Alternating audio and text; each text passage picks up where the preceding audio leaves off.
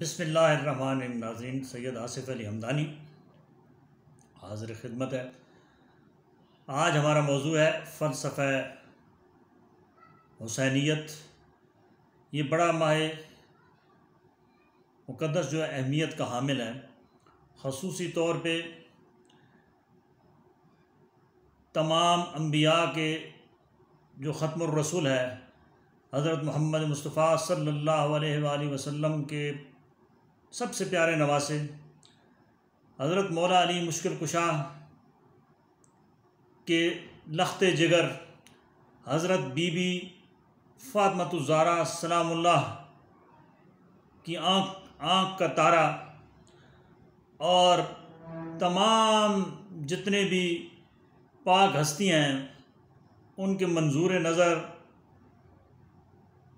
सैयदुस शुहदा मौला इमाम हुसैन अलैहिस्सलाम ने जो 10वीं मुहर्रम को शहादत पेश की, उसका एक पूरा फ़लसफ़ा है।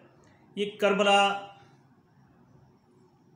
हक़ और बातिल के दरमियान एक लकीर खींची गई और उस वक्त के हाकिम ने इस्लाम का इस कदर चेहरा मसख़ किया था कि शराब आम था, बाकी जितनी बुराइयां थीं जो इस्लाम के मुनाफी थीं वो आम थीं और उनको बुरा नहीं समझा जाता था। और हज़रत इमाम हुसैन अलैहिस्सलाम ने अपने नाना के दीन की खातिर अपने मासूम बच्चों तक को कुर्बान कर दिया और सिर्फ़ हक़ और बातिल की तमीज़ सिखाने के लिए कि मुसलमानों हक़ क्या है और बातिल क्या है। मगर सद अफसोस कि उस वक्त भी 4 मुहर्रम को यजीद ने एक बड़े मुफ्ती से फतवा लिया, नऊज़ुबिल्लाह मिन ज़ालिक के नवासे रसूल हज़रत इमाम हुसैन अलैहिस्सलाम की शहादत जो है वो जायज़ है। और उस पे उस वक्त के 16,000 उलमा के दस्तखत भी करवाए गए।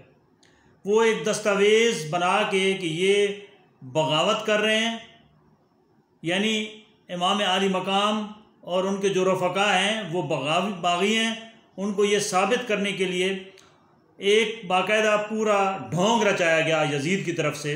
और सद अफसोस कि वो उसमें बड़े बड़े आलिम भी शामिल थे, मुफ्ती भी शामिल थे, कारी भी शामिल थे।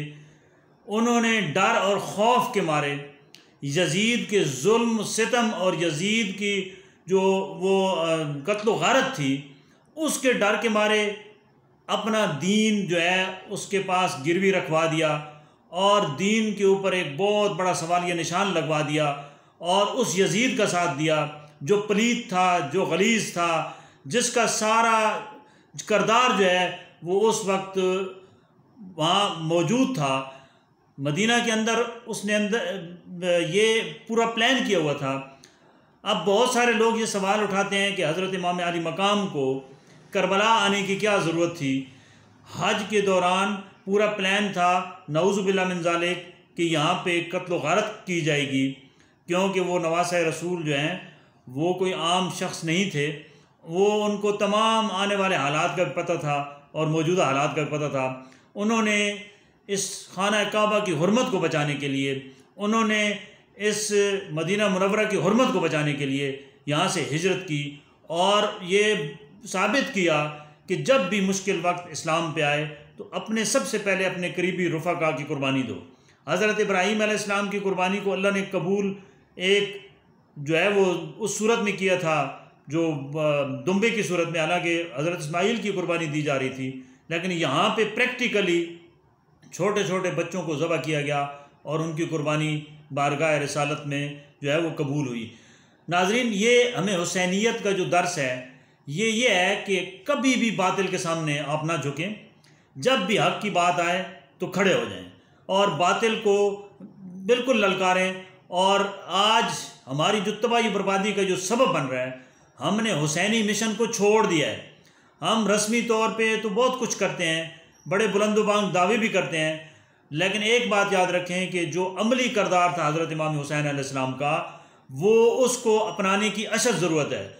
हुसैनी मिशन को चलाने के लिए ज़रूरी है कि जितनी भी बातिल कुव्वतें चाहे वो यहाँ पाकिस्तान में काम कर रही हों, चाहे वो दुनिया के किसी कोने में काम कर रही हों, मुसलमानों को चाहिए कि वो अपने जो है वो अब इस खौल से निकलें, इस खौफ से निकलें, क्योंकि आपसे पूछ कुछ रोज़े क़यामत ज़रूर होनी है कि आपने सब कुछ जानने के बावजूद भी आप बातिल कुव्वतों के साथ क्यों खड़े रहे।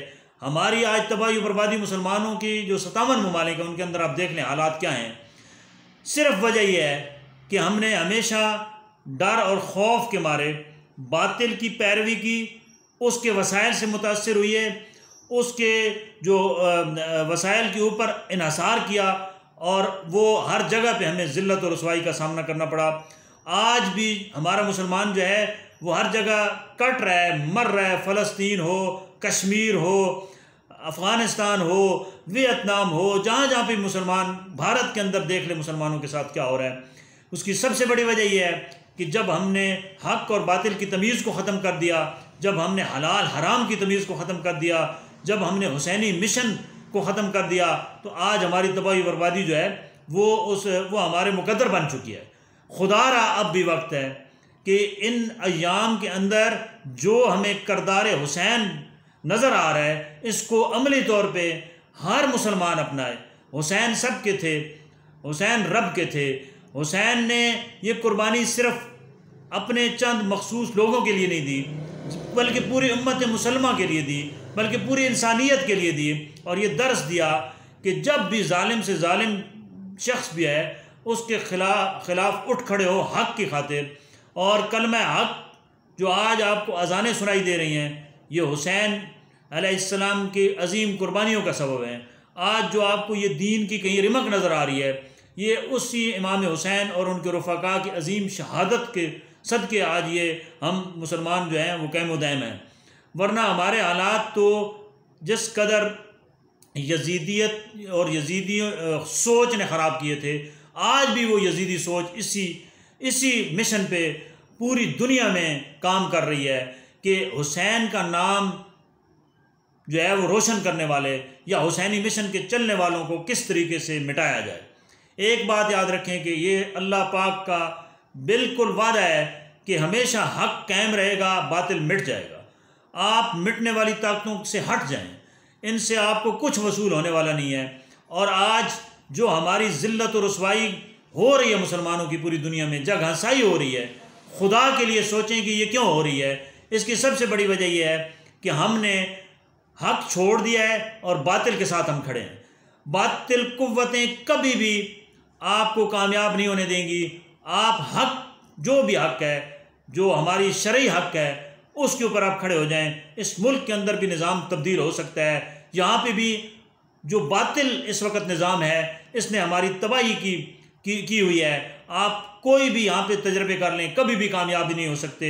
सिर्फ एक ही सूरत है कि आप इस मुल्क के अंदर कुरान और सुन्नत के मुताबिक जो है वो कवानीन बनाएं। और जिस अजीम हस्ती ने अपना घर लुटाया, अपने छोटे छोटे बच्चों को लुटाया, और उसको क्या ज़रूरत थी कि वो तो शहनशाह थे, आज वो जन्नत के सरदार हैं, उनको क्या ज़रूरत थी कि उन्होंने इतनी बड़ी कुर्बानी दी? सिर्फ़ और सिर्फ नाना की उम्मत को बचाने के लिए, नाना की उम्मत और दीन हक़ की सरबुलंदी के लिए ये सब कुछ किया गया। मुसलमानों, आज तुम तफरक़ों में बैठे हुई हो, कोई क्या कह रहा है, कोई क्या कह रहा है। ये तफरक़बाजी जो है ये हमारे इस्लाम के मनाफी है।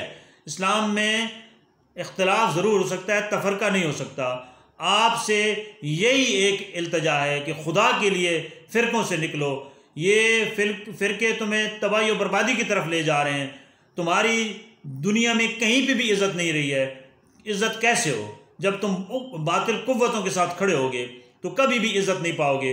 हमेशा हक़ पे अकेले आवाज़ भी उठा लो तो देखो अल्लाह तुम्हारी कैसी नुसरत करता है। अल्लाह ने कैसे नुसरत की हज़रत इमाम हुसैन अलैहिस्सलाम और उनके रफ़ाक़ा पे कि 72 ने लाखों के लश्कर को बिछाड़ के रख दिया।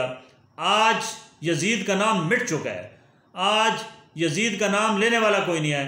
और हर गली गली, कूचे कूचे, करिया करिया हुसैन या हुसैन की सदाएं आवाज़ आ रही हैं। और ये एक पैगाम दिया जा रहा है कि हक़ ज़िंदा है, क़यामत तक ज़िंदा रहेगा।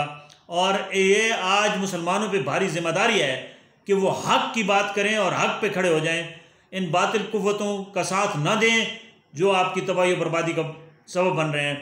अल्लाह ताला से दुआ है कि अल्लाह ताला हमें हजूर पाक सल्लल्लाहु अलैहि वसल्लम पर और उनकी आल के नक्श कदम पे चलने की तौफीक अता फ़रमाए और सही मानों में इस्लाम की सरबरंदी के लिए हमें जो है वो हिम्मत और इस्तकामत दे। बहुत शुक्रिया।